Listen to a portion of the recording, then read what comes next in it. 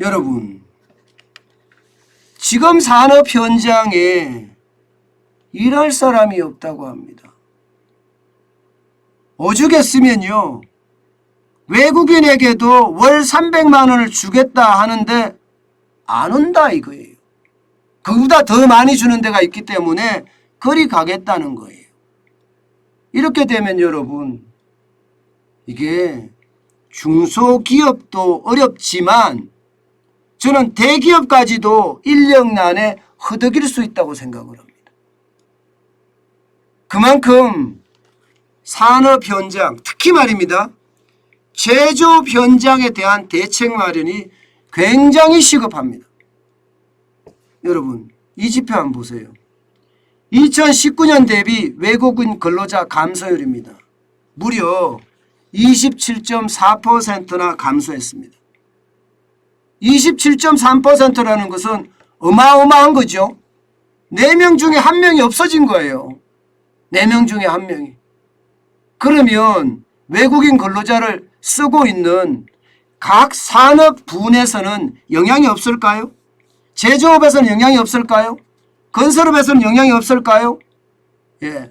농촌에서는 영향이 없을까요? 어촌에서는 영향이 없을까요? 다 있습니다. 심지어 말입니다, 자칫 이렇게 가다가는요, 산업 현장이 멈출 수도 있다는 그런 지표까지 나오고 있어요. 멈출 수도 있다. 와, 진짜 심각하게 이야기하죠. 그만큼 말입니다, 외국인 근로자가 심각하다는 거예요.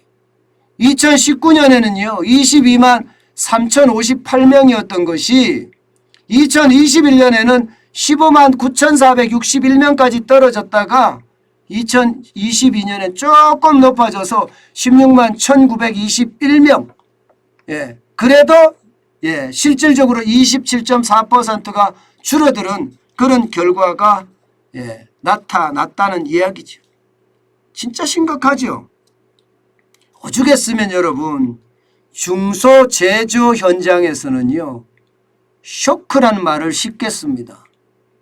왜 쇼크라는 말을 쉽게 쓰느냐? 불법 체류자를 데려다가 말입니다, 일당 15만 원을 줘가면서 일을 시킨다는 거예요. 이거는 쇼크예요. 이미 불법 체류자를 고용하면 여러분, 기업가는 처벌을 받을 수가 있거든요.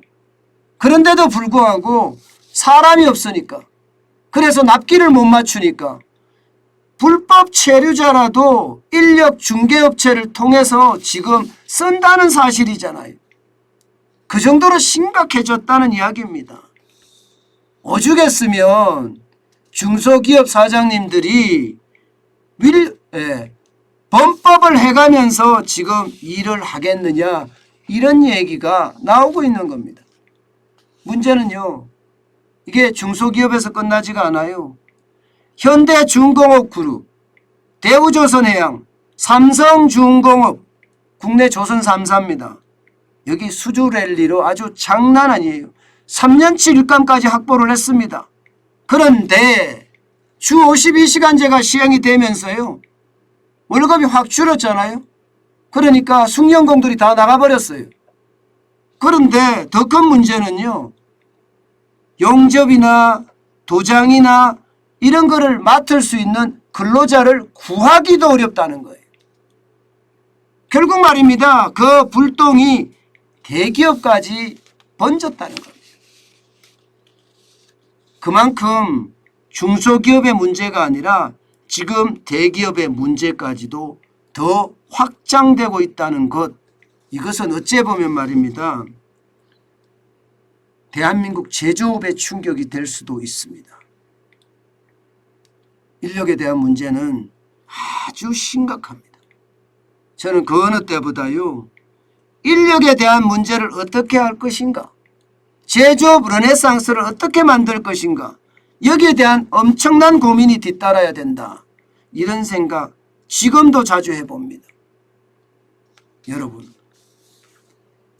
우리 젊은이들은요, 힘든 일 안 하려고 합니다. 3D라고 해서 데인저러스, 위험하고, 더티, 더럽고, 예. 그리고 또 하나가 뭐죠? 갑자기 생각이 안 났습니다. 예. 그런 3D 업종에서는요, 일하지 않으려고 드는 거예요. difficult네요. 그죠? difficult. 어려운 일. 예. 그러니까 dangerous, difficult, 예. 그리고 dirty. 그러니까 힘들고 어렵고 어려운 일은 안 하겠다는 거 아니에요. 저는 여기에 대한 진짜 엄격한 대책이 나와줘야 돼요. 여러분 보세요. 최저임금이 올해 5.05% 올라서 9,160원이지만 300만 원을 준다는 것은 여러분 지금 최저임금보다 월등하게 많이 준다는 거예요. 그런데도 외국인 근로자조차도 구할 수 없다고 하니까 참 심각해져 가고 있구나. 산업 현장이 특히 제조업이 골물대로 골마가는구나. 저는 이런 생각 솔직히 지울 수가 없습니다. 정부의 퍼주는 정책이 중요한 것이 아니라 일하고 그러면서 말입니다. 성장할 수 있는 저는 기업가 정신이 빨리 나타나야 된다고 생각합니다. 참 심각하죠.